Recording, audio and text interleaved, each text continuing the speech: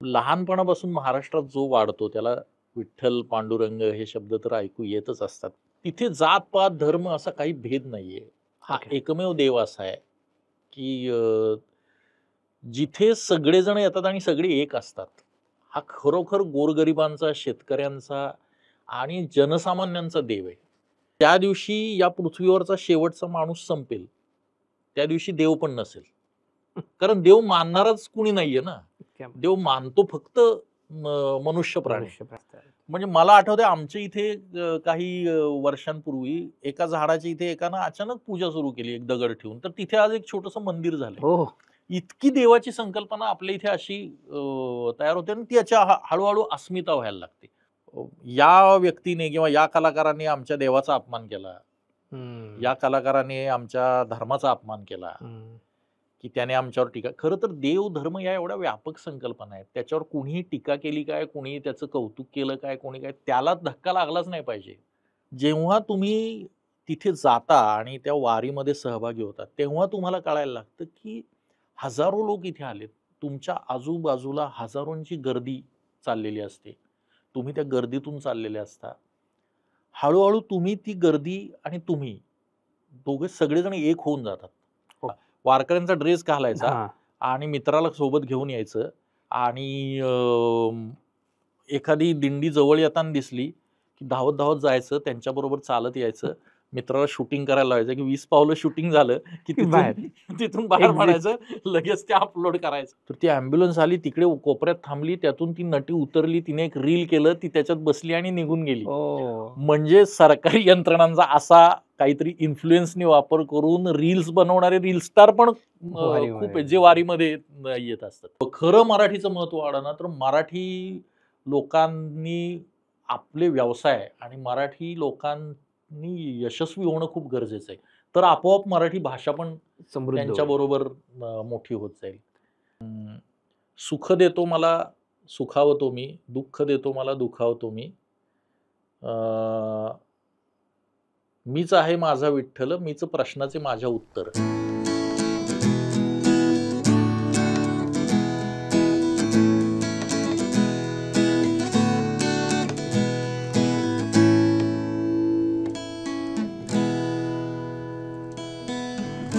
नमस्कार. मी रोहन दालवलकर. इसाब नीती चॅनलच्या छापा गाठा या कार्यक्रमात तुम्हा सर्व रसिक प्रेक्षकांचं अगदी मनापासून स्वागत करतो. मित्रांनो, आजपर्यंत इसाब नीतीच्या छापा गाठा या कार्यक्रमात अनेक मान्यवर येऊन गेले, अनेक विचारवंत येऊन गेले, काही दिग्दर्शक आले, काही क्रिकेटर्स आले, काही पॉलिटिशियन्स आले. पण असं एक व्यक्तिमत्व जे कधीच आलं नव्हतं, ते म्हणजे लेखक. मित्रांनो, आजच्या घडीला जर तुम्ही मला सांगाल की टीव्हीवर कोणती मालिका अशी आहे की जी सकाळ संध्याकाळ दुपार रात्र सगळीकडे बघितली जाते, ती म्हणजे तुमची माझी आवडती, ती म्हणजे महाराष्ट्राची हास्य जत्रा. आणि महाराष्ट्राची हास्य जत्रा याचे लेखक सचिन मोटे सर आज आपल्या भेटीला आलेत. नमस्कार सर. नमस्कार रोहन. सर, तुम्हाला भेटण्याची खूप मनापासून इच्छा होती, कारण की खूप कमी लेखक आजच्या घडीला आहेत की जे वेगवेगळ्या विषयांवर बोलू शकतात. त्यांचे विचार आम्ही ऐकू शकतो. खरं सांगायचं तर आजचा एपिसोड करताना आम्हाला माहिती आहे की महाराष्ट्राची हास्य जत्रा असेल काय किंवा आत्ताचा गुलकंद चित्रपट असेल काय, जो तुम्ही लिहिलाय, तुम्ही लिहित असता. वेगवेगळ्या विषयांना हात घालत असता, वेगवेगळे विषय लोकांपर्यंत येत असतात. पण आज छापा गाठा या कार्यक्रमात तुमची दुसरी बाजू आज आम्हाला समजून घ्यायची आहे. आणि ती म्हणजे तुम्ही विठ्ठल, वारी आणि संपूर्ण अध्यात्म या विषयावर आज तुम्हाला मी प्रश्न विचारणार आहे. अरे बापरे! तर पहिला प्रश्न सचिन सर तुम्हाला महत्वाचा आहे, तो म्हणजे विठ्ठल आयुष्यात कधी आला? हां, पहिली गोष्ट अध्यात्म हा खूप मोठा शब्द आहे. अध्यात्मावर बोलण्या एवढा मी मोठा नाहीये. विठ्ठल हा शब्द लहानपणापासून महाराष्ट्रात जो वाढतो त्याला विठ्ठल, पांडुरंग हे शब्द तर ऐकू येतच असतात. पण मी साताऱ्याचा आणि साताऱ्यात तसं वारकऱ्यांचं आणि विठ्ठलाचं एकूण गारुड लहानपणापासून. त्यात माझी आई खूप धार्मिक होती. ओके. आईला म्हणजे ती अ, विविध देवांप्रमाणेच विविध पंथ आणि काही महापुरुष सत्पुरुष यांचं ती कायम नामस्मरण करायची. आणि तर तिला तिला पांडुरंगाचं आणि विठोबाचं वेड होतं लहानपणापासून. तिला खरं तर ना तिला वारीत जाण्याची इच्छा होती, जी कधी पूर्ण नाही झाली. ओके. तिला वारीत जायचं होतं. मी लहान असताना नेहमी म्हणायची, "मला एकदा वारीत जायचंय." एकदा मी लहानपणी तिच्याबरोबर पंढरपूरला पण गेलो होतो. म्हणजे पंढरपूरला अगदी मी लहान असताना चंद्रभागेत अंघोळ केल्याची मला आठवतंय तेव्हा. अत्यंत गढूळ चंद्रभागा होती आणि आम्ही गेलो होतो. आणि माझी आई धार्मिक आणि माझे वडील देवाच्या पाया पडायचे, पण ते बऱ्यापैकी नास्तिक. हो. म्हणजे कर्मकांड या गोष्टींवर त्यांचा कधीच विश्वास नव्हता आणि प्रॅक्टिकल होते खूप. त्यामुळे ते नेहमी तिला म्हणायचे, की "कुठे वारीला जातेस? एवढी गर्दी असते तिथे. बरं अस्वच्छता असते. रोगराई बऱ्याचदा तिथे बरेचसे आजारांची भीती असते. आणि हजारो लोक येतात. तर कुठे वारीत जाते?" त्यामुळे ते बऱ्याचदा तिचा वारीचा विचार त्यांनी हाणून पाडला होता. ओके. त्यामुळे कदाचित. आणि मग पुढे मग तिचं वय वाढलं आणि मग तिचं ते राहून गेलं. तर तो विठ्ठल आणि पांडुरंग हा तिथून मला वाटते आईमुळे माझ्या डोक्यात खूप तो घोळत होता. आणि बाकी तो साहित्यातून भेटत होता किंवा भजनांमधून.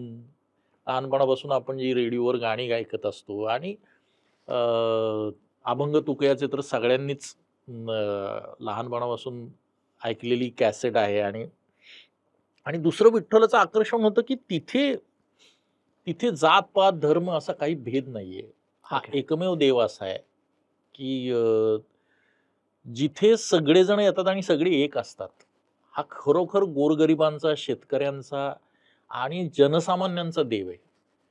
की तुम्ही मूर्ती ज्यावेळी बघता, विठोबाची मूर्ती, त्याच्यापासून लांब असलेली ती रखमाई, तर हे एक खूप गोड नवरा बायकोचं जोडपं वाटतं. आजही रखमाई त्यांच्यापासून लांबच उभी आहे बिचारी आणि ती आतमध्ये गाभाऱ्यात आहेत. तर ते एकूण विठोबा, पांडुरंग, त्यांचा भक्त संप्रदाय, ज्ञानोबा आणि सगळे संत संप्रदाय जो आहे, तर ते सगळं बघितल्यावर ना एक विलक्षण आपुलकी वाटते त्याबद्दल. जशी मला लहानपणापासून ही आपुलकी खूप वाटायची. ओके. आणि ती वाढत गेली. जसं-जसं वाचन वाढलं, जसं-जसं नाटक करायला लागलो, सिनेमा करायला लागलो, तसं सगळीकडून विठोबा, पांडुरंग आणि या गोष्टींवरचं खूप गोष्टी ऐकत आलो. आणि त्यातून एक इच्छा होती, की कधीतरी जाऊया आपण वारीला, एक थोडंसं तरी आपण वारीमध्ये सहभागी होऊया म्हणून. ओके.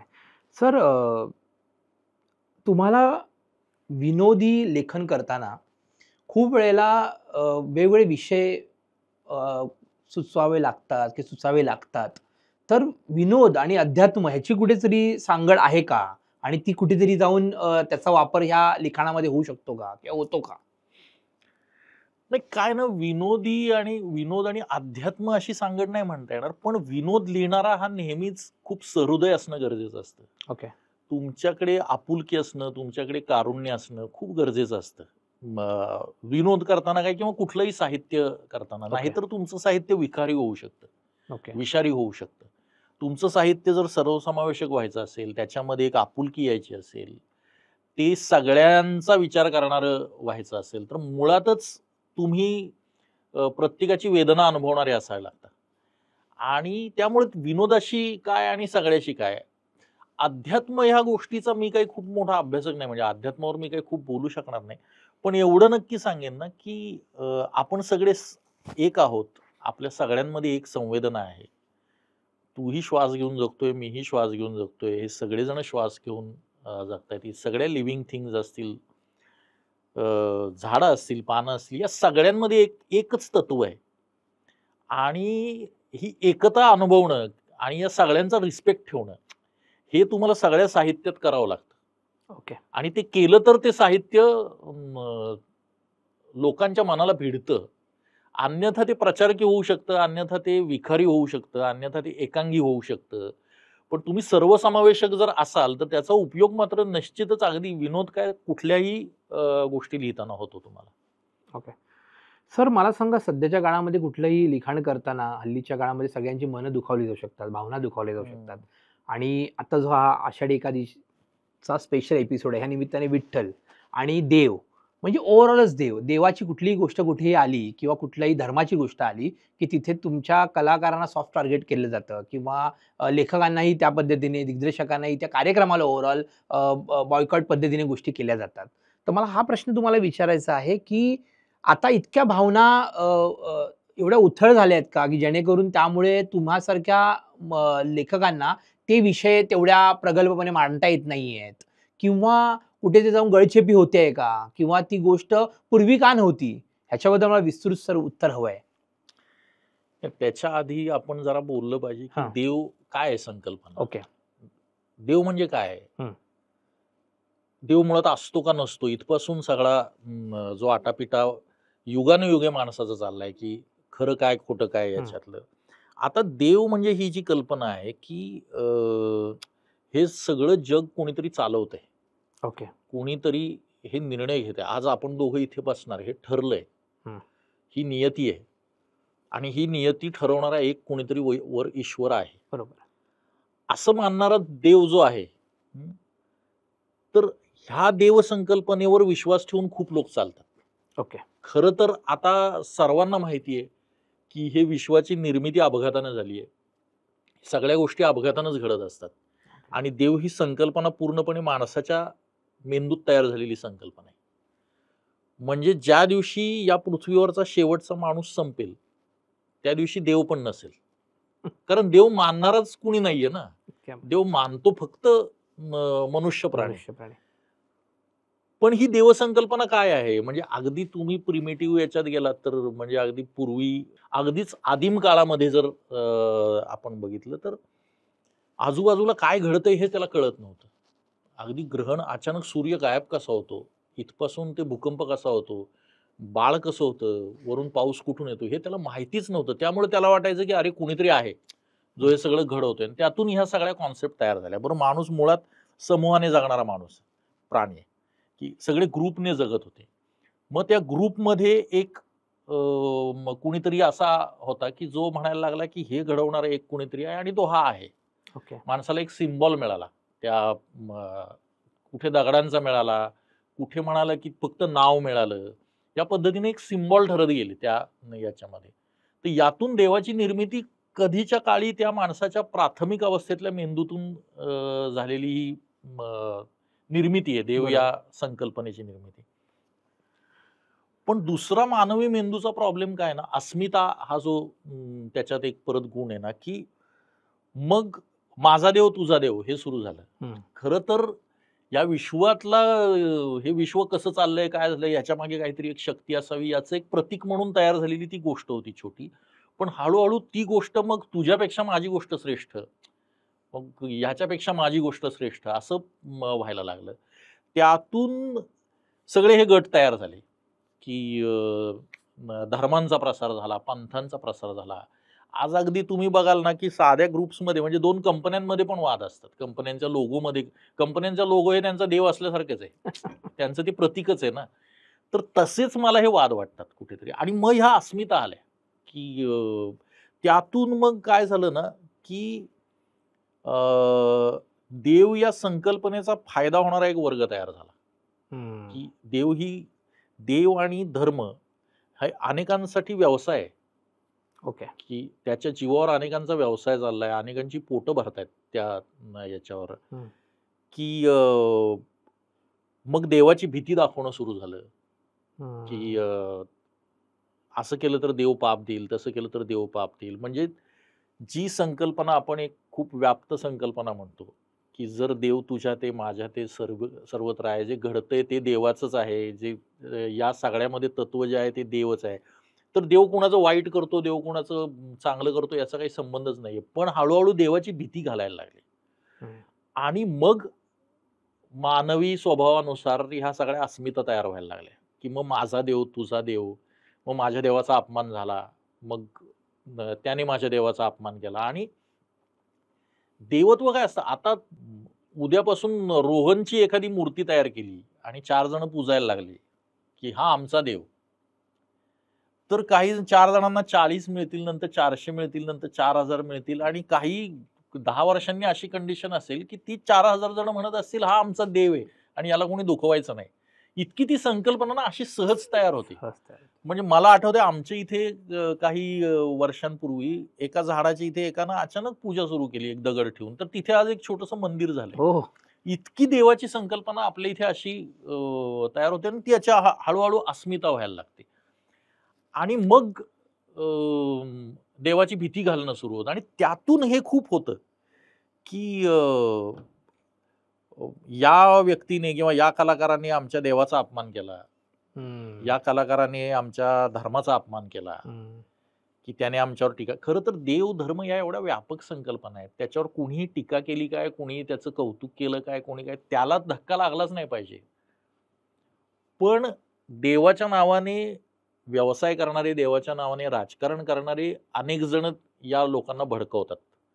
आणि मुळात देव मानणारे सुद्धा बऱ्याचदा खूप घाबरलेले असतात, खूप भित्रे असतात. खरं तर देवाची भीती नसावी, देव हा आपला मित्र असावा. देव हा मित्रासारखाच आहे ना. खरं तर आपण सगळेजण देवाची लेकरं असू तर देव सगळ्यांचा बाप आहे. तर त्याची भीती काय बाळगायची. पण देवाला खूप घाबरतात. आणि मग कुणी जर म्हणलं तुला माहिती आहे आपल्या इथल्या देवळातल्या अमुक अमुक देवाची यानं विटंबना केली, कोण आहे तिकडच्या वस्तीतला आहे का, चला मग पेटवायला, असं करून ते निघतात. मग साहित्यातनं छोटीशी गोष्ट झाली तरी मग हा आमच्या भगवंताचा अपमान झाला, हा आमच्या देवाचा अपमान झाला, ह्या सगळ्या गोष्टी सुरू होतात. तर मला वाटतं हे ना माणसाच्या मेंदूतली अत्यंत प्राथमिक संकल्पना आहे देव ही, जी जास्तीत जास्त तीव्र होत चालली आहे. ओके. म्हणजे खरं तर उत्क्रांतीमध्ये माणूस हळूहळू शहाणा व्हायला पाहिजे. हळूहळू त्यानं खरंच म्हणजे गेल्या शतकापर्यंत असं वाटत होतं, की आता विज्ञान आलंय. आता विज्ञानानंतर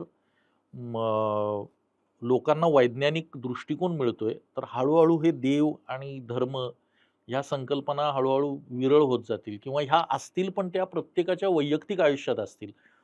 त्याचं राजकारण, त्याचं हे करणं हे जरा कमी होईल. पण गेल्या 25 एक वर्षांमध्ये समाज माध्यमं जी आली, की आपण म्हणतो WhatsApp असेल, Facebook असेल किंवा एकमेकांना कनेक्ट करण्याची साधनं आली ना, त्यातून हा प्रकार खूप वाढलाय. ओके. की मग जसे ग्रुप्स जमायला लागले, तसा मग एका पंथाचा ग्रुप, मग एका धर्माचा ग्रुप, मग एका बाबांचा ग्रुप, एका बुवांचा ग्रुप, असे ग्रुप जमायला लागले. म्हणजे पूर्वीच्या काळी एखाद्या कलाकाराने एखादा अपमान केलाय किंवा एखाद्या कलाकाराने काहीतरी एक भाष्य केलंय, तर हे हे कळायला किंवा ह्याच्यावर एक सामूहिक प्रतिक्रिया यायला तिथे जो समूह असेल तोच प्रतिक्रिया द्यायचा. आता काय होतं, काहीही कोणी बोलला ना, त्याचं पटकन ते व्हायरल केलं जातं. हां. तिथून ते लगेच सगळीकडे जातं आणि मग म्हणून कलाकारांचा जीव सध्या मेटाकुटीला खूप आलाय, की त्यांना काही बोलावं तर कुणाचा तरी अपमान होतो. बरं आता देव पण उरलेला नाहीये. आता बुवा पण उरलेला नाहीये. आता मग छोटा तुमचा नेता असेल, कुणीही असेल तर त्याचाही अपमान करायचा नाही. त्याच्यावरही तुम्ही काही बोलायचं नाही. प्रतिकात्मक पण काही बोलायचं नाही. आणि प्रतिकात्मक आणि असं बोलल्याशिवाय समाजाला तुम्ही सांगणार कसं? गाडगेबाबांनी जे सांगितलंय किंवा अनेकांनी जे केले, देवळात उभे राहून गाडगे महाराज सांगायचे ना, की बाबांनो जर देव जर बाळ देतो, तर मग नवरे कशाला करता? मग देवा जर बाळ देणार आहे, तर नवरे कशाला करता? इतके थेट ते प्रश्न विचारायचे, की हे ते देवासमोर उभे राहून विचारायचे. तरी लोकांच्या भावना दुखावल्या जात नव्हत्या. कारण तिथे एक समूहाचा एक समंजस मेंदू तयार व्हायचा त्यांच्या बोलण्यामुळं. त्यांना पुढचं मागचं सगळं माहिती असायचं. गाडगेबाबा 1.5 तास काय बोलले ते लक्षात असायचं. गोपाळा गोपाळा देवकीनंदन गोपाळा म्हणताना ते हे मुद्दे मांडायचे. की अरे देवाकडे साधं तुमचा समोरचा कुणी नैवेद्य खायला आलं कुत्रं, तर देव तुमचा हाकलू पण शकत नाही, त्याच्याकडे काठी पण नाहीये.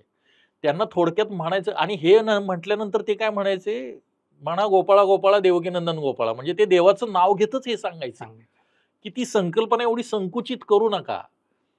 पण हे लोकांना कळायचं. कुणी गाडगेबाबांवर त्यावेळी असे सामूहिक हल्ले आणि ह्या गोष्टी झाल्या नाहीत, कारण लोकांना माहिती होतं, की देवाच्या दारात राहून देवाचं नाव घेत शहाणपणा सांगणारा हा माणूस आहे. पण आज काय होतं ना, आज तो जो काही बोललेला असतो, त्यातल्या काहीतरी 4 ओळी काढल्या जातात, 2 ओळी काढल्या जातात आणि तेवढ्याच व्हायरल केल्या जातात. आणि मग लोकांना वाटतं, की अरे याने अपमान केला आमचा आणि त्यातून सगळा गदारोळ सुरू होतो. बऱ्याचदा तर तसं काही नसतं सुद्धा. आणि कलाकार सगळे कलाकार काही हाडाचे आणि रक्ताचे कलाकार नसतात. बरेचसे समाजात व्यवसाय करणारे, त्याच्यावर पोट असलेले, कुटुंब सांभाळणारे असेच कलाकार असतात. मग ते विचार करतात, की जाऊ दे ना, कशाला पडा याच्यात. हे बोलून उगाचच रोष सहन करण्यापेक्षा ह्या मुद्द्यांवर बोलायलाच नको ना आपण. म्हणून मग ते हळू ते पण दबायला लागतात आणि मग एक जो सगळ्यांना आजकाल हवा आहे समाज, की जास्त कोणी बोलू नका, जास्त कोणी व्यक्त होऊ नका, असा एक समाज त्यातून घडत जातो. सर, तुम्ही स्वतः आता वारीच्या 2-3 दिवसामध्ये जाऊन आलात आणि अ, तिथे गेल्यानंतर वारीमध्ये जसं असं म्हणतात, की जसं कुंभमेळा आहे, तसाच एक वारी हा प्रकार आहे आणि ही दरवर्षी होत असते. कुंभमेळा कदाचित 4 वर्षांनी येतो. अ, काय फरक वाटतो? सर तिथे गेल्यानंतर काय जाणवतं? तिथे गेल्यानंतर आतून बाहेरून बदलायला होतं का? किंवा काय आपण येताना घेऊन येतो तिथून? कारण की आपण जेव्हा म्हणतो की विठ्ठल आहे किंवा विठ्ठल नाहीये, प्रत्येकाचे वेगळे विषय असू शकतात. पण हा विठ्ठल काय एनर्जी देतो? काय त्याच्याकडे बघून काय वाटतं? किंवा ते वारीमध्ये हौशे, नवशे, गवशे सगळे येतात, असं म्हणतात. तर ॲज अ एक लेखक म्हणून, एक विचारवंत म्हणून तुमचं सर त्याला घेऊन काय विचार आहे, ह्या वारी या विषयाला घेऊन? नाही, मी कुंभमेळ्यात गेलो नाहीये ओके. आतापर्यंत. पण वारीमध्ये कुठलंही कर्मकांड नसतं. ओके. महत्वाचा भाग म्हणजे इथे पालख्या असतात. ज्ञानोबांची पालखी असते, तुकोबांची असते, मुक्ताईची असते, सोपानदेवांची असते. सगळ्या विविध गावातून, विविध ठिकाणाहून निघालेल्या पालख्या असतात. दिंड्या असतात आणि त्यामुळे वारीचं सगळ्यात मोठं वैशिष्ट्य इथे सगळेजण केवळ पांडुरंगाचे वारकरी असतात. ओके. म्हणजे सुरुवातीला गेल्या वर्षी पहिल्यांदा मी एक छोटीशी वारी केली ती म्हणजे सासवड ते जेजुरी अशी केली होती मी. माझी पत्नी सोबत होती आणि आम्ही दोघे जण गेलो होतो त्यावेळी. तर मलाही वारी म्हणजे असं वाटायचं खूप गर्दी आणि एकत्र सगळेजण चालतात. त्याच्यात म्हणजे काय अनुभव असणार? तेच, म्हणजे तेच, तेच. एक हजारो लोकं चालतात. याच्यात काय म्हणजे असणार एवढी आहे? वर्ष तुम्ही कधीच नव्हतात गेलात. गेल्या नव्हतो वर्षी गेलो. पहिल्यांदा पहिल्यांदा गेलो. गेले. इच्छा होती पण हं. इच्छा होती म्हणजे काय असेल याची एक उत्सुकता होती. उत्सुकता होती. तिथे गेल्यावर जेव्हा तुम्ही तिथे जाता आणि त्या वारीमध्ये सहभागी होता, तेव्हा तुम्हाला कळायला लागतं, की हजारो लोक इथे आलेत. तुमच्या आजूबाजूला हजारोंची गर्दी चाललेली असते. तुम्ही त्या गर्दीतून चाललेले असता. हळू तुम्ही ती गर्दी आणि तुम्ही दोघे सगळेजण एक होऊन जातात. ओके. बरं आजूबाजूला सगळं नामस्मरण झालेलं असतं. कोणी बरं सगळेजण आजही तुकोबांचे अभंग म्हणत असतात, ज्ञानोबांचे अभंग म्हणत असतात. काही कोणी वेगवेगळ्या संतांनी रचलेले अभंग म्हणत असतात. टाळ वाजत असतात आणि असं सगळं तालावर सगळेजण पुढे चाललेले असतात आणि सगळ्यांची पावलं एका वेळी पुढे चाललेली असतात. या सगळ्यामध्ये ना हळू ती गर्दी तुम्हाला एक वाटायला लागते. ओके. एक ते संपूर्ण विशाल जो समुदाय असतो ना, तो विशाल समुदाय म्हणजे तुम्हीच आहात. ओके. इतके तुम्ही त्याच्याशी हळू समरस होता. हां, जेव्हा त्यामध्ये तुम्ही थकता, बाजूला बसता किंवा हे ते काही क्षण असतात, जिथे तुम्ही सगळं ऑब्झर्व्ह करायला लागता. पण जेव्हा तुम्ही चालत असता, त्यावेळी तुम्ही त्या सगळ्यांबरोबर रमलेले असता आणि त्या सगळ्यांमधले एक झालेले असता. मला असं वाटतं ना, की वारीतला हा अनुभव माझ्यासाठी खूप वेगळा होता. आणि यावेळी मला गेल्यावर मी त्या अनुभवासाठीच यावेळी पुन्हा गेलो होतो. ओके. की त्याच्यात चालत असताना ना तुम्ही हे थोडंसं मेडिटेशन सारखं आहे. हं. की ध्यान लावल्यावर तुम्ही जसं त्यात पूर्ण रमून रमून जाता ना, तसं तुम्ही यामध्ये रमून जाता. आणि बघाल तर बहुसंख्य इथे शेतकरी वर्ग आलेला असतो, गोरगरीब आलेले असतात.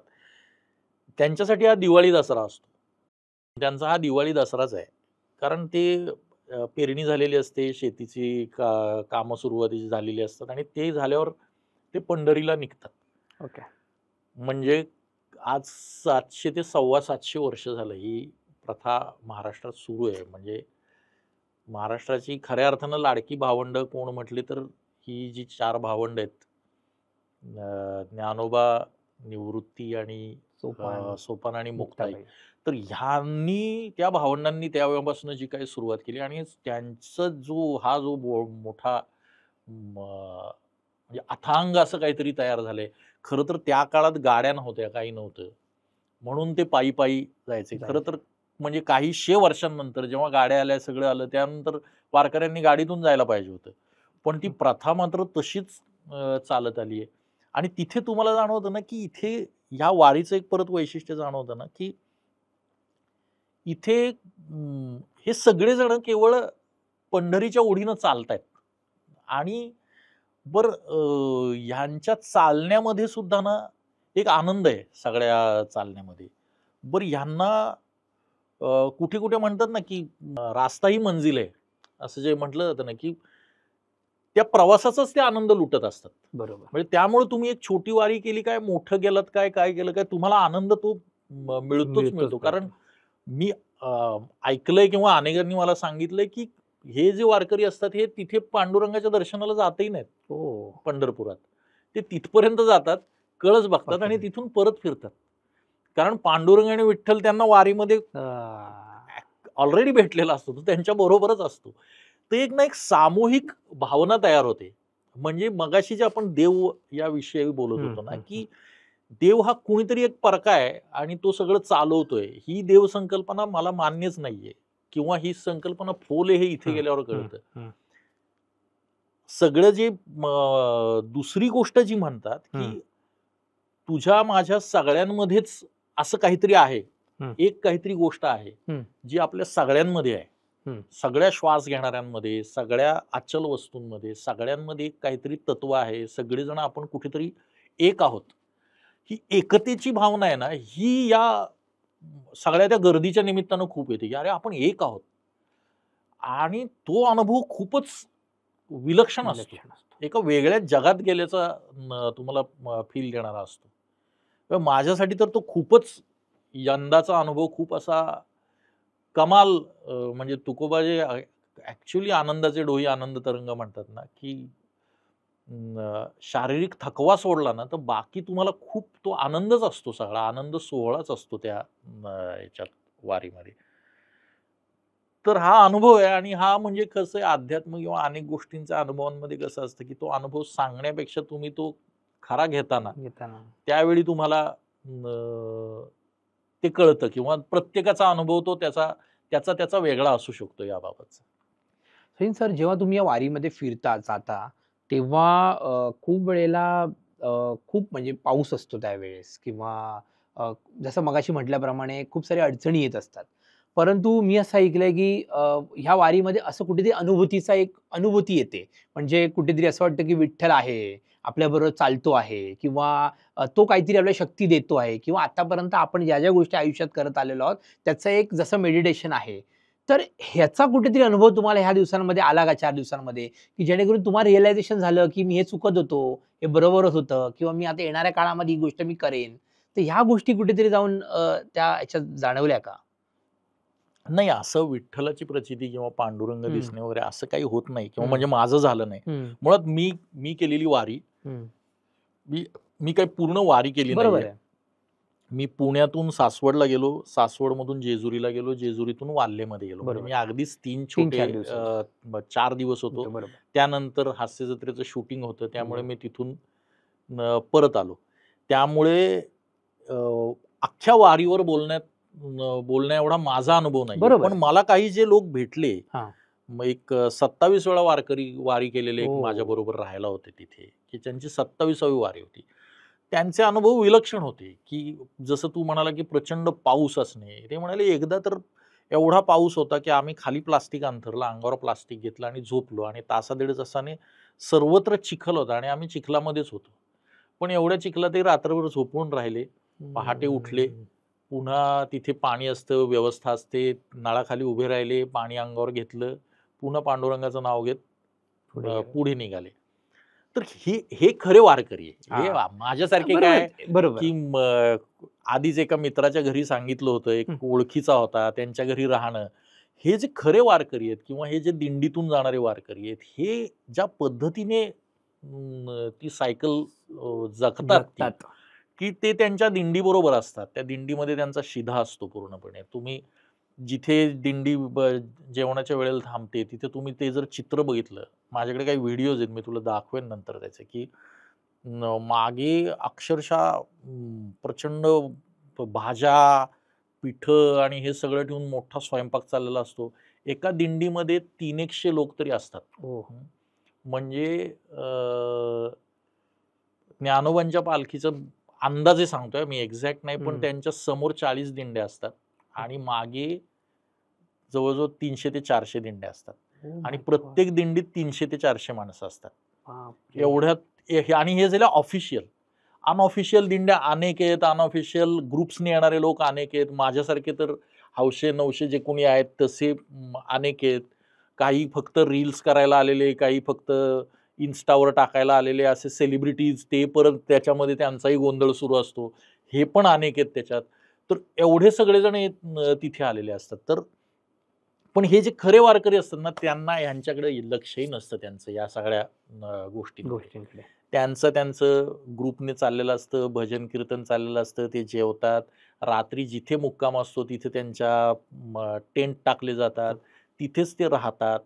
तिथेच सकाळी बऱ्याचदा सरकारने टँकर्स आणि याची व्यवस्था केलेली असते. तिथेच त्यांच्या पटकन आंघोळी होतात. तिथूनच ते परत त्यांच्या बॅग्स आणि हे असतात, त्यांची काही गाड्या असतात त्याच्यामध्ये टाकतात. पुन्हा अंगावर जेवढं हवं तेवढं सामान घेतात आणि पुढच्या याला चालत राहतात. गावातल्या बायका तुम्ही जर चित्र बघाल त्यावेळेचं, तर पिशव्या, मोठमोठ्या काही थैल्या वगैरे ह्या सगळ्या त्या डोक्यावर घेतात आणि बिंदास चालत असतात. एवढ्या गर्दीत धक्काबुक्की झाली तरी त्यांच्या डोक्यावरची थैली कधी पडत नाही. इतका बॅलन्स असतो त्यांचा त्या चालण्यामध्ये. त्यांचं आयुष्यच ते आहे. आपण अक्षरशः खूप शहरात राहून राहून इतके अगदी कापसातले झालो आहोत की आपल्याला काहीच सहन होत नाही. पण त्यांचं जे जगणं आहे ना, खरे निसर्गात जगत असतात आणि खऱ्या निसर्गाचा आनंद घेत असतात आणि वारीचा आनंद लुटत असतात. विठोबाचं नाव घेत ते पुढे चाललेले असतात.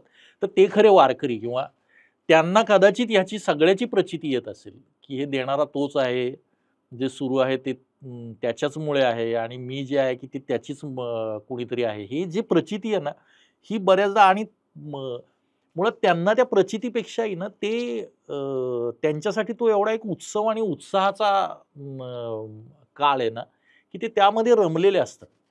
पण अशी काही वेगळी प्रचिती मला झाली नाही, पण या लोकांना बघून मला जाणवत होतं की अरे हे लोक खूप याचा प्रचंड आनंद घेत आहेत सगळ्याचा. सर, आता नवीन तरुण मुलं ह्याच्यामध्ये दिसत आहेत, म्हणजे एवढे टेक्नॉलॉजीच्या जगामध्ये, म्हणजे AI जवळ आलंय, आर्टिफिशियल इंटेलिजंट आलंय, सगळ्याच गोष्टी आता जवळजवळ पुढच्या 4 वर्षात, कधी 2 वर्षात जग बदलणार आहे मानून. तरी सुद्धा ह्यासारख्या ज्या गोष्टी आहेत, वारी आहे किंवा तिथे ज्या पद्धतीने तरुण मुलं येत आहेत, तर त्यांना घेऊन तुम्हाला काय वाटतं, ही तरुण मुलं खरंच भक्तिभावाने येत आहेत की फक्त एक क्युरिओसिटी म्हणून येत आहेत? असं कुठे त्या वारीमध्ये काही माणसं दिसली का, की जेणेकरून तुम्हाला ती मुलं खऱ्या अर्थाने विठ्ठल म्हणजे काय हे समजून घेण्यासाठी येत आहेत?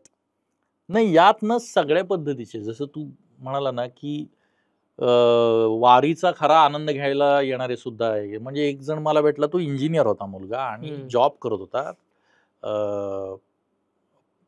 रायगड जिल्ह्यातला होता तो, पनवेल, रायगड जिल्ह्यातलं कुठलं तरी त्याने गाव सांगितलं. तिथे तो जॉब करत होता आणि तो आला होता वारीत. तर तो म्हणाला की, त्याला म्हटलं अरे मग तुला एवढी मोठी सुट्टी कशी मिळाली इतके दिवस? तर तो म्हणाला, नाही, माझा बॉस जो आहे ना तोही विठ्ठल भक्त आहे. तर त्याने मला दिली सुट्टी आणि म्हणून मी आलो. पण त्याने पुढे मला सांगितलं, पण मी अर्धीच वारी करतो, कारण पुढची वारी बॉस करतो माझा. त्यामुळे मी अर्धी वारी करणार, इथून ऑफिसला जॉईन होणार, मग पुढच्या वारीला तो येणार आणि पुढे. आणि तो म्हणे काय बॉस पडतो ना, त्यामुळे पंढरपूर पर्यंत तो जातो. पहिली काही दिवसांची वारी मला करायला देतो. म्हणजे बॉस विठ्ठल भक्त असणं महत्वाचं आहे. तर अशी काही मुलं, दुसरा एक होता तो डिप्लोमा करणारच होता आणि ते खूप भक्तिभावाने आले होते. म्हणजे अशी मुलं खूप होती त्या. आणि त्याचबरोबर फोटोग्राफीचा छंद म्हणून आलेले अनेक जण होते. काही केवळ उत्सुकता, म्हणजे वारकऱ्यांचा ड्रेस घालायचा आणि मित्राला सोबत घेऊन यायचं आणि एखादी दिंडी जवळ येताना दिसली की धावत धावत जायचं, त्यांच्याबरोबर चालत यायचं, मित्राला शूटिंग करायला लावायचं की 20 पावलं शूटिंग झालं की तिथून बाहेर पडायचं, लगेच ते अपलोड करायचं. किंवा कुणी एखादा वृद्ध हे दिसला, वारकरी दिसला वगैरे की लगेच त्याला आपल्या कॅमेरामनला बोलवायचं, जाऊन त्याचं पाया पडताना हळूच बघून त्याचा फोटो काढायचा. तसे ना हे लोक पण खूप होते त्या याच्यामध्ये. किंवा आम्हाला एकाने सांगितलं की अहो तुम्हाला माहिती आहे का ती अभिनेत्री गेल्या वर्षी, आम्हाला वाटलं ॲम्ब्युलन्स आली हो, आवाज करत, असं वाटलं की काहीतरी इमर्जन्सी आहे. तर ती ॲम्ब्युलन्स आली, तिकडे कोपऱ्यात थांबली, त्यातून ती नटी उतरली, तिने एक रील केलं, ती त्याच्यात बसली आणि निघून गेली. म्हणजे सरकारी यंत्रणांचा असा काहीतरी इन्फ्लुएन्सने वापर करून रील्स बनवणारे रील स्टार पण खूप आहेत, जे वारीमध्ये येत असतात. तर हे खूप आहेत. पण तुमच्या लक्षात येईल तिथे गेलात ना, तर जे वारकरी असतात ना, त्यांचं ह्या कुणाकडेच लक्ष नसतं. हे येतायत, जातायत, त्यांचे हास्यविनोद चाललेले असतात. ते जिथे एका ठिकाणी पडाव पडतो किंवा ते 4 तास थकले, ते तर कुठेतरी नाश्त्याला थांबलेले असतात तिथे. तर तिथे बसले की मग त्यांच्या फुगड्या सुरू होतात. ते एकमेकांबरोबर फुगड्या खेळतात. मग नवरा-बायकोच्या जोड्या, मित्रांच्या जोड्या, मुलांच्या जोड्या, हे तिथं फुगड्या खेळतात, गाणी म्हणतात आणि ते पुढे जातात. एवढा तो ना त्यांचा तो उत्सव आहे. त्यांना ह्याच्याशी काही बाकीच्या गोष्टींची हे नाहीये. बाकीच्या गोष्टी अनेकांना खूप महत्त्वाच्या असतील, पण ते त्यांच्या वारीचा आणि त्यांच्या सामूहिक प्रवासाचा आनंद खूप लुटत असतात. सर तुम्ही जेव्हा लिखाण करता, ते लिखाण करत असताना तुम्हाला असं वाटतं का, की तुमच्या प्रत्येक लिखाणामध्ये कुठेतरी जाऊन समाजाला काहीतरी द्यायला हवं, की प्रत्येक वेळी लिखाण करताना मनोरंजन हाच बेस तुम्ही नेहमी ठेवता आणि तुमच्या डोक्यामध्ये असं कधी येतं का, की बाबा कुठलाही विनोद जरी असला किंवा जसं पूर्वीच्या काळामध्ये नाटकं व्हायची, बरी विनोदी असली, पण शेवट त्याचा एक वेगळ्या पद्धतीने काही समाजाला देणं लागायचं. तर याचं उत्तर ह्यासाठी, की तुम्ही नेहमी तुमच्या लिखाणामधून तुमच्या हास्यजत्रेच्या सेटवर नेहमी काहीतरी प्रबोधन दिसतं. मग कधी-कधी वेगवेगळ्या स्किटमधून दिसतं, कधी-कधी एखाद्या भाषावरून दिसतं, वाक्यावरून दिसतं. तर तुम्ही हे जाणीवपूर्वक ठरवून करता, की त्या गोष्टीची गोष्ट घडून येते आणि मग तुम्ही ती आणता लिखाणामध्ये असं? म्हणजे तो विषय सिलेक्ट करताना. नाही, प्रत्येक वेळी त्यातून एक ढोबळमानानं प्रबोधन झालंच पाहिजे अशी काही गरज नसते. की आम्ही मुळात हसवण्याचं काम करतो आणि लोकांना हसवणं किंवा लोकांना आनंद देणं हे सुद्धा कलेनं केलेलं एक मोठं कामच आहे. बरोबर आहे. हास्यजत्रेबाबत आज आम्हाला जे सांगतात की कोविड काळापासून किंवा आत्तापर्यंत सुद्धा आम्ही 1 तास पूर्ण आम्ही त्याचा आनंद घेतो.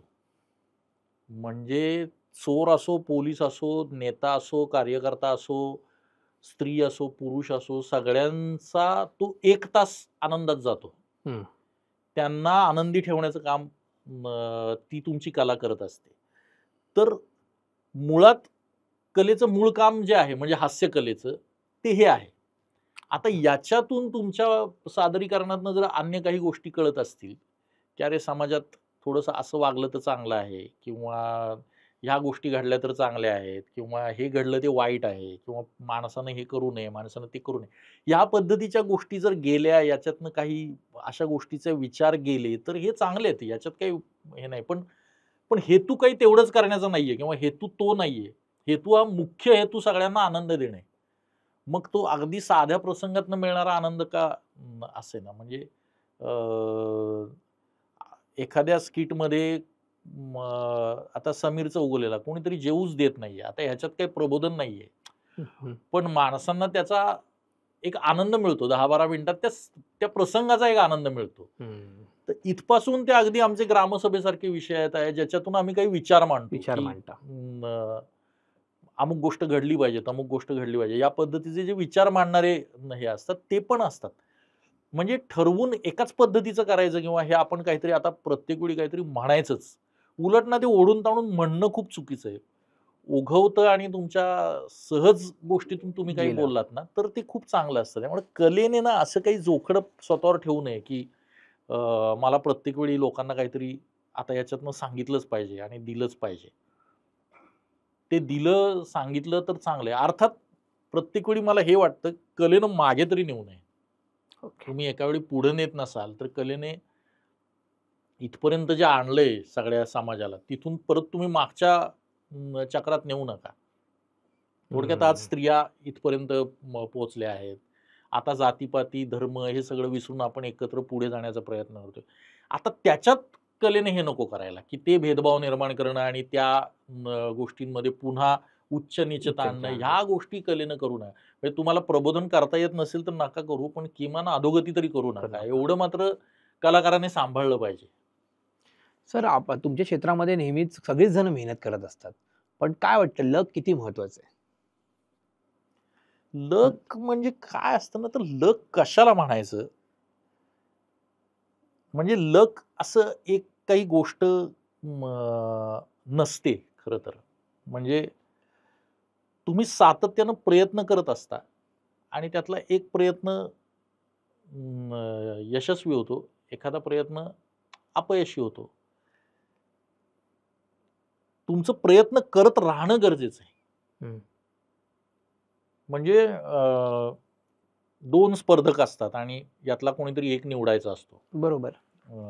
यांना परीक्षकांना. आता त्यावेळेचा त्या परीक्षकाचा मूड आणि त्याने ते बघितलेलं याच्यातनं त्या दोघांपैकी एक जण कोणीतरी सिलेक्ट होतो. याचा अर्थ दुसरा पूर्णपणे निकृष्ट असतो असं काही नसतं. आणि तुम्ही बघाल तर कुठल्याही गोष्टीतनं म्हणजे एखादी गोष्ट समजा एखाद्याला मिळत नाही. बरोबर. आणि एखादी गोष्ट एखाद्याला मिळते. बरोबर. एक माणूस पहिला आला, एक माणूस नापास झाला. पहिला प्रचंड आनंदात होता. त्यामुळे तो त्या आनंदात राहिला आणि पुढच्या वेळी तो 10वा आला. कारण त्यानं पुढच्या वेळी तेवढी मेहनत नाही घेतली. बरोबर आहे. आणि हा नापास झाला, यानं त्याला एवढा फ्रस्ट्रेशन आलं, की त्याने प्रचंड मेहनत घेतली आणि तो पुढच्या वेळी पहिला आला. मग आता त्याचं मागचं जे नापास होणं, ह्याला तुम्ही चांगलं म्हणाल का वाईट म्हणाल? तर तुम्ही म्हणाल ते चांगलं झालं एका अर्थाने ना. कारण तुम्ही त्या अपयशातनं घेतला काय? म्हणजे तुमचं बॅड लक म्हणा किंवा काही म्हणा, तुम्ही ते स्वीकारता कसं? जग सगळं स्वीकारण्याशीच संबंधित आहे. क्या बात आहे. म्हणजे तुझ्याबाबत काय घटना घडेल ना, हे सर्वस्वी तुझ्या हातात नाहीये. परफेक्ट. पण त्या घटनेला प्रतिक्रिया काय द्यायची हे मात्र पूर्णपणे आपल्याच हातात आहे. म्हणजे मला एखादी गोष्ट मिळणं किंवा न मिळणं हे माझ्या हातात नाहीये, पण मिळालेल्या गोष्टीला किंवा न मिळालेल्या गोष्टीला मी प्रतिक्रिया काय देतो ना, ही प्रतिक्रिया पूर्णतः माझी जबाबदारी आहे किंवा माझ्या हातात आहे. क्या बात आहे. म्हणूनच आणि यावरच सगळ्या गोष्टी अवलंबून आहेत. मी जर नाही मिळालं म्हणून निराश होऊन खचलो तर म्हणजे मी संपलो तिथेच. मी नाही मिळालं म्हणून जास्त चांगलं केलं तर ते माझं यश आहे. चांगलं मिळालं म्हणून हुरळलो तर ते चांगलं मिळणं हे माझं अपयश आहे. आणि चांगलं मिळालं म्हणून आणखी प्रयत्न करायला लागलो तर ते माझ्यासाठी चांगलं आहे. ते माझं यश आहे. शेवटी तुम्ही प्रतिक्रिया काय देता, तुम्ही रिस्पॉन्ड काय करता कुठल्याही जगातल्या गोष्टीला, ते खूप महत्वाचं असतं.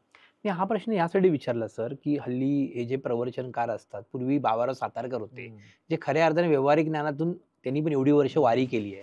कोविडच्या दरम्यान ते म्हणाले होते, की तरी विठ्ठलाची इच्छा असेल तर तो कदाचित हा कोविडचाही मातून बाहेर काढेल. तर हल्ली जे सगळे बाबा बुवा हे सगळे प्रकरण आहेत, ज्या पद्धतीने म्हणाल्याप्रमाणे तुम्ही मग ह्याच टायमाला उठा, मग त्याच टायमाला झोपा, हीच अंगठी घाला, ह्यालाच भेटा, हे अंगावर घाला, ते घाला. सो मला सांगायचंय की त्याने लक होईल चांगलं आणि लक चांगलं की तुम्हाला यश मिळेल. तर खरंच सर हे सगळं जे ह्याला एक कर्मकांडच म्हणावं लागेल. तो ना थोडक्यात सांगायचं ना, हा सगळा मानसोपचारच आहे. देव ह्या सुद्धा मानसोपचारच आहे. पण त्याचा वापर इतक्या चुकीच्या पद्धतीने इतके बोंदू लोक करतायत ना, की तुला एक मी अंगठी देणं, की ही अंगठी घाल, तुझं भलं होईल. त्या दिवशी तुला काय होतं, की चला म्हणजे माझं भलं होणार आहे, तू दुसऱ्या दिवशी उत्साहाने कामाला लागतो. त्या अंगठीचं तेवढंच काम असतं. पण त्या अंगठीवर मी ज्यावेळी कमावतो ना, तिथे चुकीच्या गोष्टी म्हणजे तुम्ही त्यांच्या भावनांचा गैरवापर करताय. आज बाबाबुवांचे व्यवसाय सगळे यावरच सुरू आहेत, की ते लोकांना आशा दाखवतात आणि माणूस आशेवरच जगत असतो. कधीतरी सुख मिळेल, कधीतरी आनंद मिळेल या आशेवर जगत असतो. आणि कोणीतरी म्हटलं तुला सुख मिळणार आहे, तुला हे कर म्हणजे हे मिळणार आहे, की माणूस तेवढ्यापुरता समाधानी होतो. काय आणि त्यातल्या काही जणांना जर मिळालं तर त्याला प्रचिती येते. मग तो म्हणतो मला आली प्रचिती. मग त्या एकाला प्रचिती आली म्हटल्यावर सगळे म्हणायला लागतात, अरे मग ह्याला प्रचिती आली तर मलाही येईल. अशातनं परत त्या बाबाबुवांचे हे वाढायला लागतात. दरबार वाढायला लागतात. खरं तर ही पूर्ण फसवणूक आहे. हे पूर्णपणे थोतांडच आहे. पण लोकांच्या भावनेचा आणि या पॉझिटिव्ह बोलून जो मानसोपचार केला जातो त्याचा उपयोग करून खूप लोक आपलं पोट भरतायत. आणि आपल्या इथे तर खूपच आहे हे आणि दिवसेंदिवस ते सगळं वाढत चाललंय त्या सगळ्याचा. आणि विज्ञानाचा वापर करून करतायत परत. हा म्हणजे बोलताना वैज्ञानिक बोलतात, टर्मिनॉलॉजी असं वापरतात की हा कोणीतरी सायंटिस्ट बोलतोय असं वाटावं. तर तेच. याच्याकडे पण लोक फसत राहणार, कारण माणसाला फसायला आवडतं. पण मग एवढं एवढं शिक्षण घेतात सर, एवढं म्हणजे सुशिक्षित होतात, पण सुसंस्कृत होतात की नाही डाऊट आहे. तर मग येणाऱ्या काळामध्ये आणि बरं तरुण मुलंही याच्यामध्ये आता हळूहळू करून या गोष्टीमध्ये येताना दिसतात. तर मग हे रोखण्यासाठी त्यांच्या संकल्पना क्लिअर नाही आहेत, की त्यांना मूळच माहीत नाहीये, की नामात ताकद आहे. असं सगळे तुकाराम महाराज असतील किंवा ज्ञानदेव असतील, हे सगळे सोडून उगीचच काहीतरी उपवास केल्याने काहीतरी होतं, असं त्यांचा गैरसमज असतो. किंवा काहीतरी असं काहीतरी कर्मकांड केल्याने होतं. पण ते नामामध्ये काय प्रचंड ताकद आहे, ही त्या सगळ्या संतांनी सांगितलेली आहे. तो हा जो भाग आहे, जो मुळाचा भाग आहे, हा कुठेतरी तुम्हाला असं वाटतं का हा जो नाही, म्हणजे पडलं? इन्सिक्युरिटी वाढत चालली आहे. ओके. याचं सगळ्यात महत्वाचं कारण ना, असुरक्षितता एवढी वाढत चालली आहे. तुम्ही आज कुठल्याही देवळात जाल तर 20-20, 25-25 तरुण तिथं अभिषेक करताना दिसतात तुम्हाला. तिथे गणपतीच्या किंवा कुठल्याही मंदिराच्या पुढे भल्या मोठ्या रांगांमध्ये तुम्हाला तरुण मुलं उभी राहिलेली दिसतात. ह्याला कारण ना, एकतर इन्सिक्युरिटी खूप वाढली आहे, की माझं काय होईल? म्हणजे आत्ता आम्हाला मी आणि गोस्वामी आम्ही 2-4 आठवड्यांपूर्वी एक 21-22 वर्षांची मुलगी आम्हाला म्हणायला लागली, की रडायला लागली, की माझं कसं होईल? मी यशस्वी होईन की नाही? अरे म्हटलं, 21-22 ला कुणाच्या डोक्यात असतं हे? पण या कॉम्पिटिटिव्ह वर्ल्डने, या इन्सिक्युअर सगळ्या आजूबाजूच्या समाजाने ना मुलांना खूप अस्वस्थ केलंय, तरुणांना अस्वस्थ केलंय. तुमचं काहीतरी झालंच पाहिजे. तुमचं काहीतरी पटकन झालं पाहिजे. बरं, तुमच्या एवढा या माणसानं 18व्या वर्षी इतके बिलियन कमवायला लागला, हा इतके हे करायला लागला आणि पैसा हेच पूर्णपणे अचिव्हमेंटचं एक परिमाण झालंय. त्यातून ही अस्वस्थता खूप वाढतीये आणि मग मग त्याच्यासाठी काहीतरी छोट्या-छोट्या गोष्टी शोधणं, की मग चल मी मग एक अंगठी हा खाडाच घालून बघतो किंवा मग मी रांगेत उभा राहतो आणि मग गणपतीला पाया पडून येतो किंवा या देवाला नवस करतो. इकडे जाऊन येतो किंवा अनेक गोष्टी आहेत, की पाश्चात्य कल्पना आहेत अनेक. काय वास्तूपासूनच्या सगळ्या कल्पना आहेत. हे इकडे ठेवूया, ते तिकडे ठेवूया म्हणजे चांगलं होईल. भविष्य तर आहेच. हा ज्योतिष असं, कारण ह्या सगळ्या गोष्टी ना, एक तर सुडो तुम्हाला मानसोपचार करतात, ते तुम्हाला मानसिक आधार देतात आणि त्यामुळे हे वाढते. याच्या मागे म्हणजे आता हे पूर्वी नव्हतं का? 40-50 वर्षांपूर्वी किंवा मलाही लहानपणी आठवते, की हे सगळं होतं ना. बरोबर. पण याचं वेड एवढं नव्हतं. ह्याला कारण माणसं एवढी इन्सिक्युअर नव्हती आणि माणसं एकमेकांपासून लांब गेलीत. रोहनला तू उद्या संकटात असशील ना, तर तुला आजूबाजूला माणसंच नसतात. क्या बात आहे. म्हणून तो एकटा असतो. मग तो एकटा माणूस ना ह्या गोष्टींची धडपड करायला लागतो. आपण जर सगळे एकमेकांना धरून राहिलो ना, आपण सगळे एकमेकांशी एंटॅक्ट राहिलो, तर माणसं घाबरणार नाहीत. माणसांना मग भीती वाटणार नाही.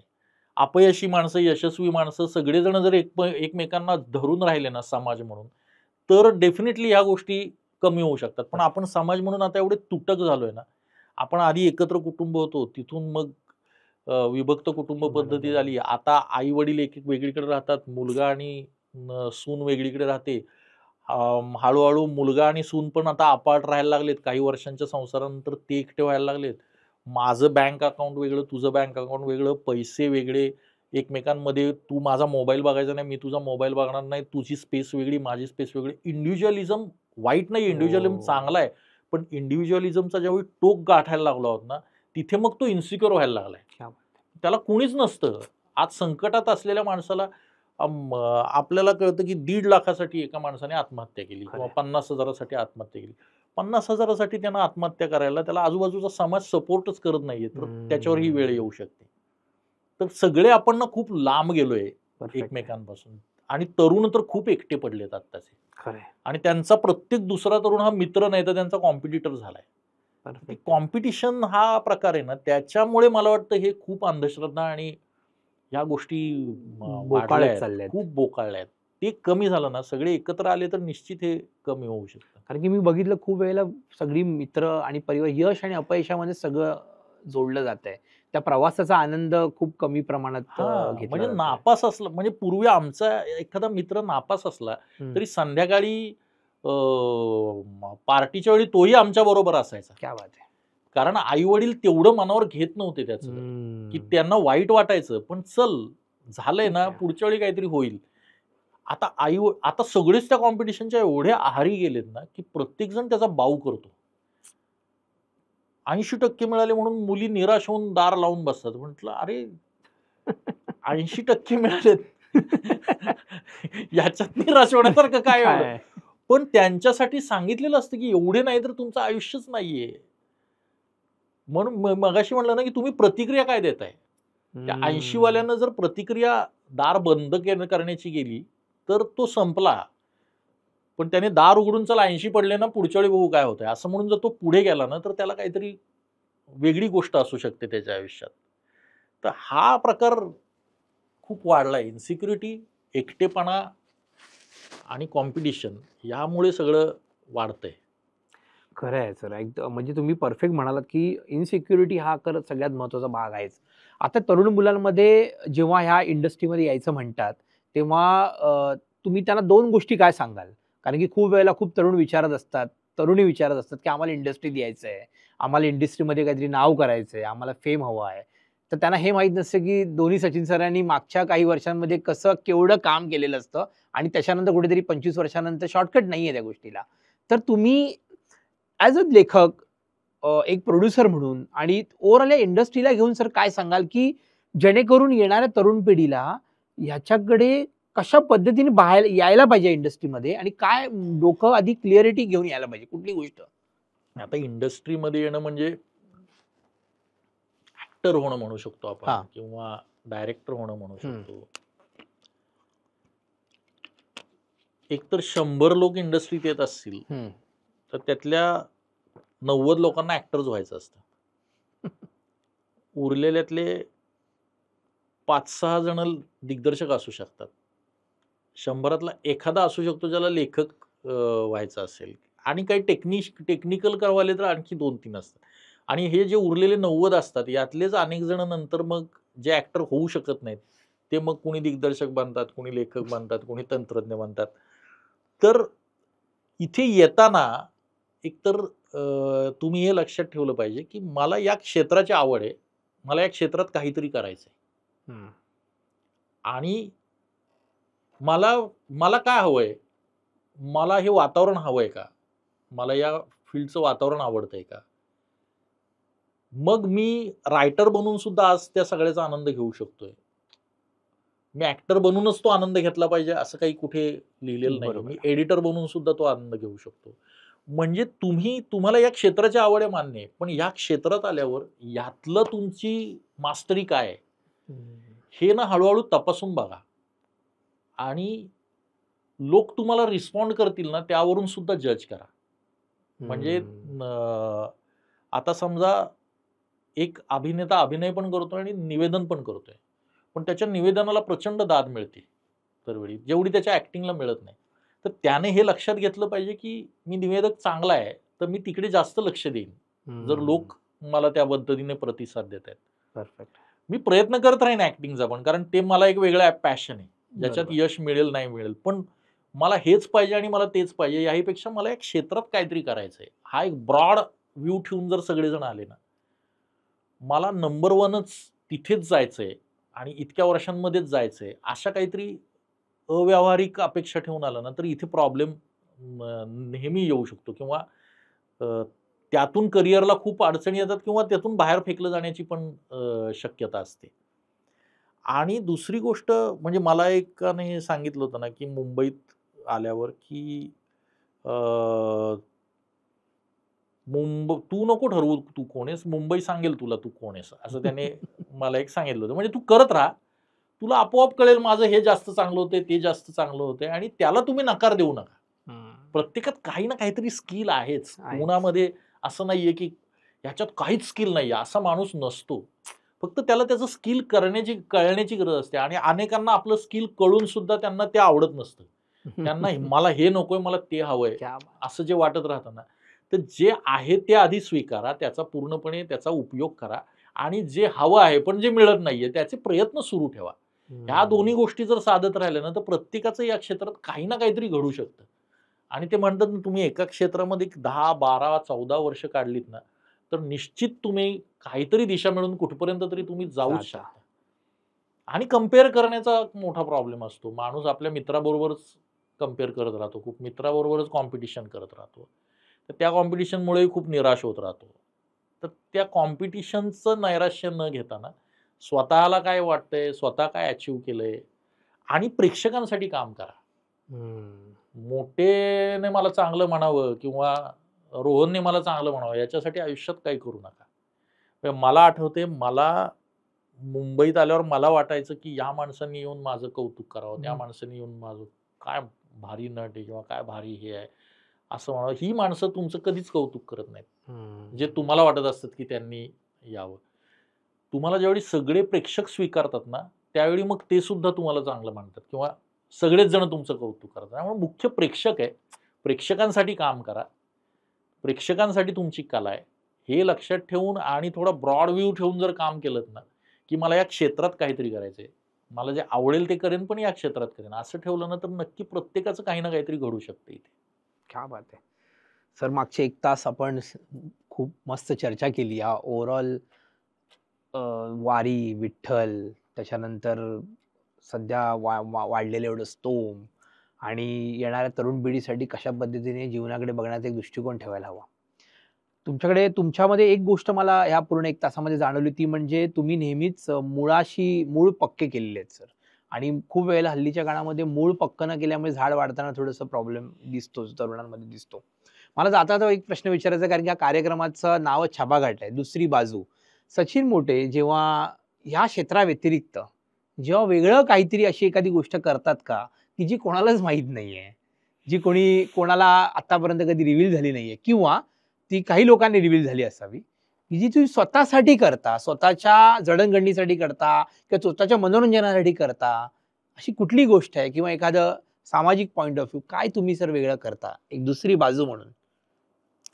नाही तसं मी रेग्युलर लोक जे विरंगुळा म्हणून करतात त्याच गोष्टी मलाही आवडतात. मला वाचन आवडतं. जेव्हा मी लेखन करत नाही त्यावेळी वाचत असतो, काहीतरी बघत असतो. आणि संगीत ऐकणं मला एक खूप गाण्यांचा आनंद घेणं ओके. ह्याचा एक आवड आहे आणि थोडंफार फिरणं इकडे-तिकडे. ओके. हा माझा एक विरंगुळा असतो किंवा हे नसताना काय असतं तर ते त्या गोष्टी सुरू असतात. तुम्ही सर कुठली पुस्तकं साधारणपणे तुम्हाला आवडतात, जी तुम्ही आतापर्यंत वाचून तुम्हाला असं वाटतं, की ही पुस्तकं वाचल्याने एक माझ्या आयुष्यामध्ये बदल झाला किंवा एखादी गोष्ट मला काही नवीन शिकायला मिळालं, ह्या लेखकांची किंवा एखाद्या कवितांचं? मला सगळ्यात पहिला साक्षात्कारी लेखक मला पहिला वाटला श्याम मनोहर. ओके. श्याम मनोहरांचं हे ईश्वरराव हे पुरुषोत्तमराव पुस्तक मी वाचलं आणि ते पुस्तक वाचल्यावर मला माणूस विचार कसा करतो हे कळायला लागलं. ओके. तुम्ही ते जर पुस्तक वाचलं तर तुम्हाला कळेल, की माणसाच्या मेंदूत विचारसारिणी त्यांनी विचारसारिणी असा शब्द वापरलाय, की विचारांच्या शृंखला कशा सुरू असतात. माणसाचे विचार कसे बदलत असतात, माणसाच्या विचारांची मालिका कशी सुरू असते.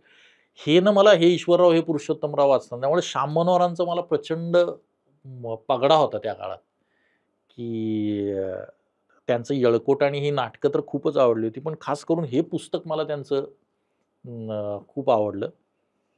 दुसरं एस-एल भैरप्पांचं मला खूप पर्व नावाची त्यांची कादंबरी जी वाचली होती, ती मला खूपच महाभारतावर मी जेवढं साहित्य वाचलंय त्याच्यात पर्व ही कादंबरी मला प्रचंड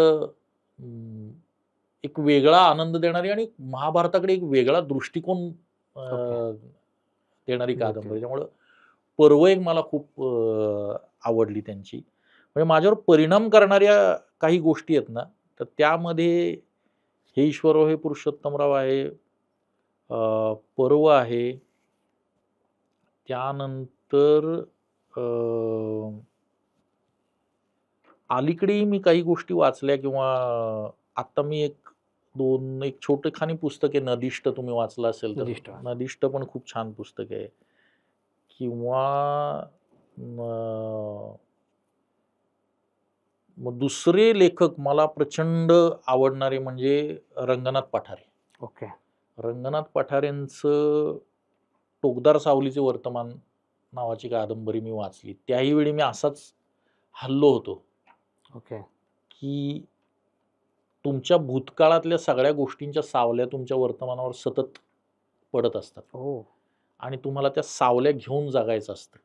तर त्यावेळी त्या टोकदार सावल्यांना तुम्ही कसं स्वीकारायचं किंवा त्या घेऊन तुम्ही कसं चालायचं, ह्याचं एक ना खूप कमाल गोष्ट आहे ती.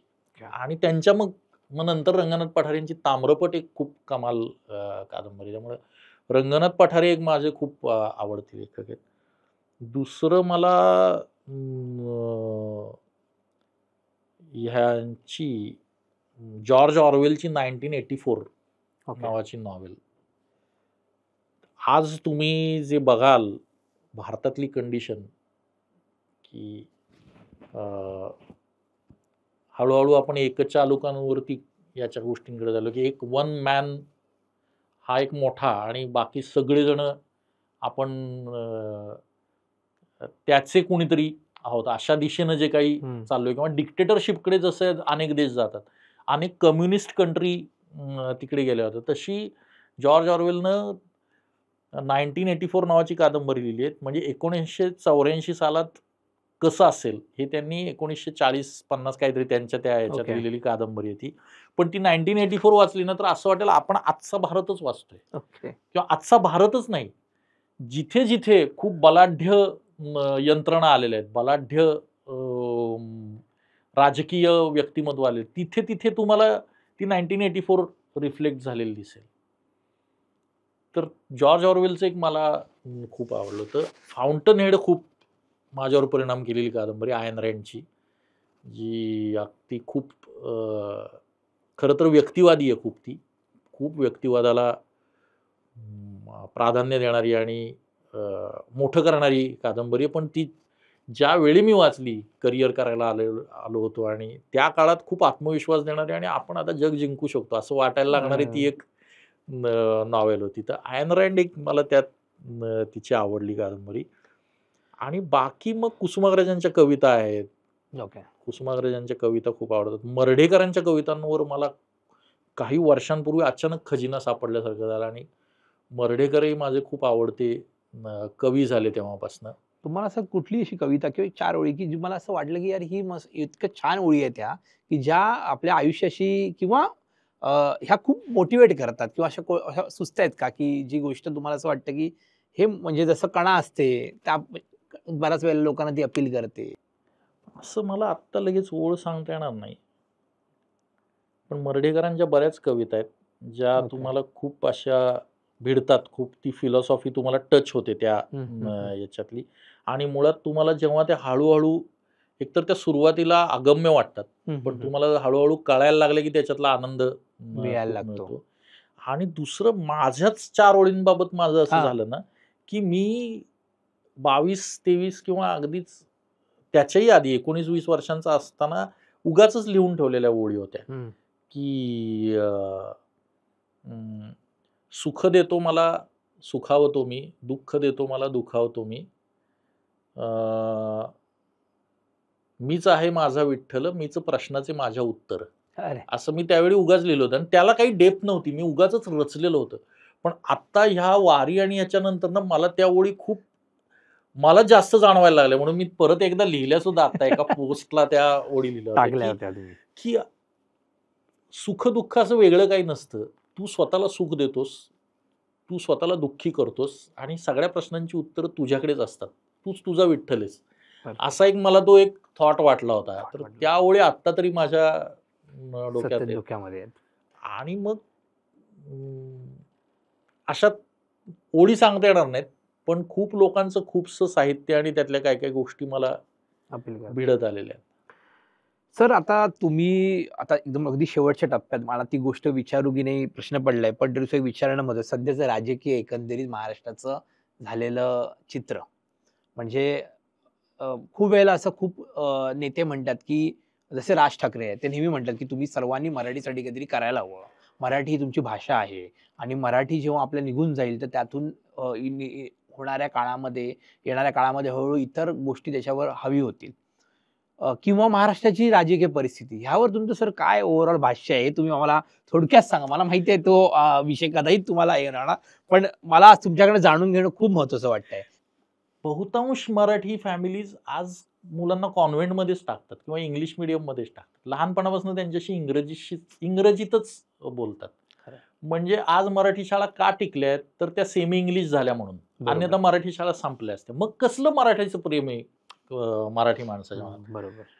जी भाषा उत्पन्न मिळवून देते, जी भाषा व्यवसायाला उपयोगी पडते, ती भाषा माणूस स्वीकारतो. क्या बात आहे. तुम्ही गेल्या हजारो वर्षांचा इतिहास बघाल ना, तर ते ज्यावेळी सत्ताधीश आले त्यांच्या भाषा लोकांनी स्वीकारल्या.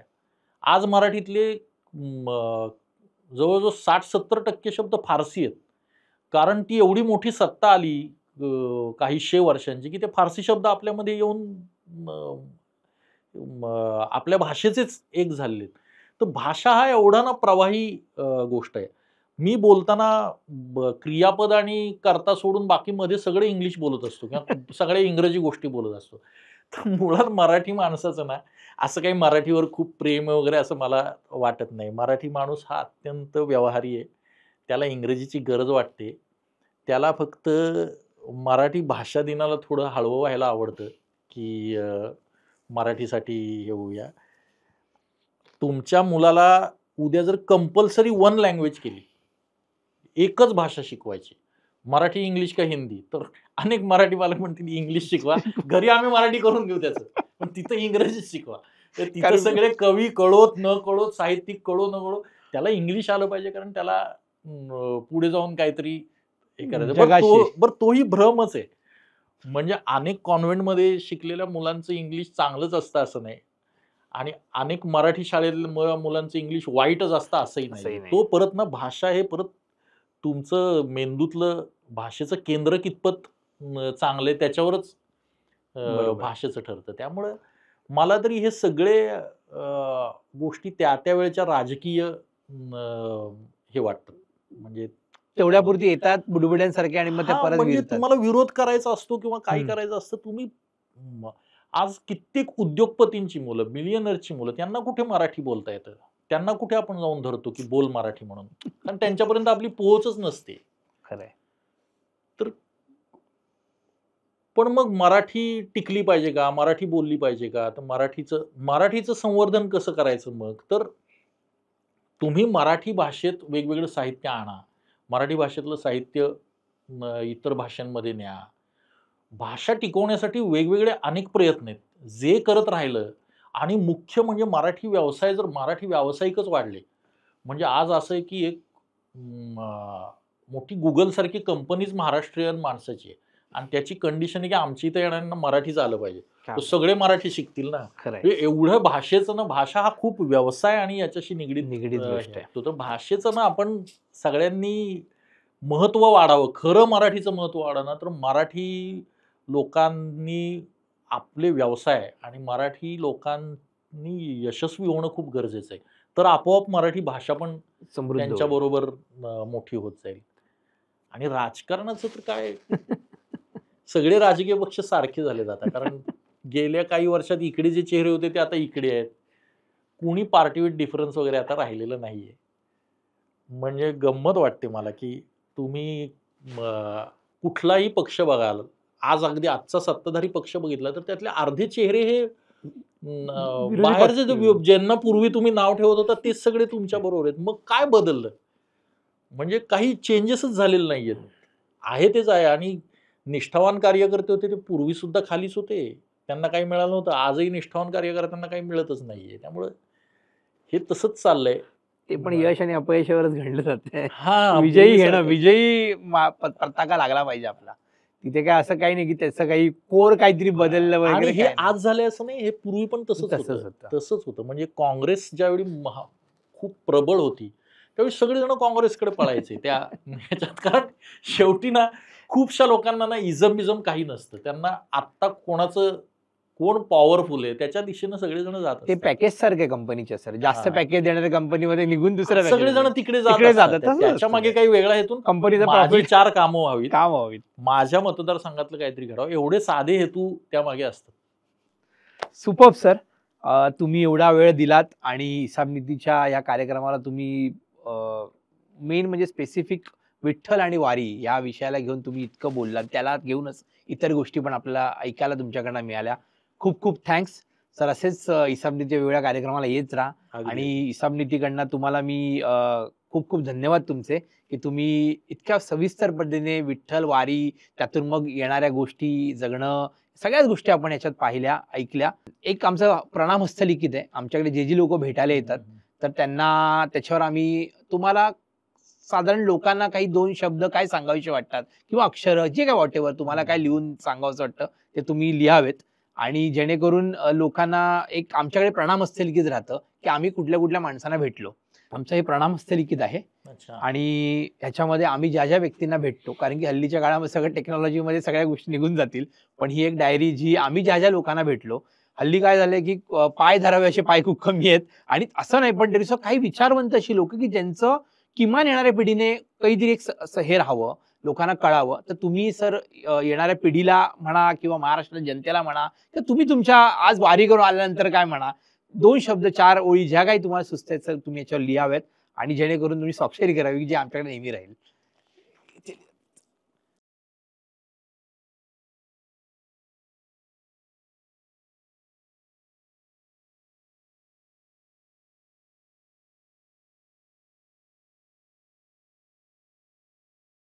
तर सचिन सरांनी लिहिलंय, तूच आहेस तुझा विठ्ठल, तुझ प्रश्नांचे तुझ्या उत्तर.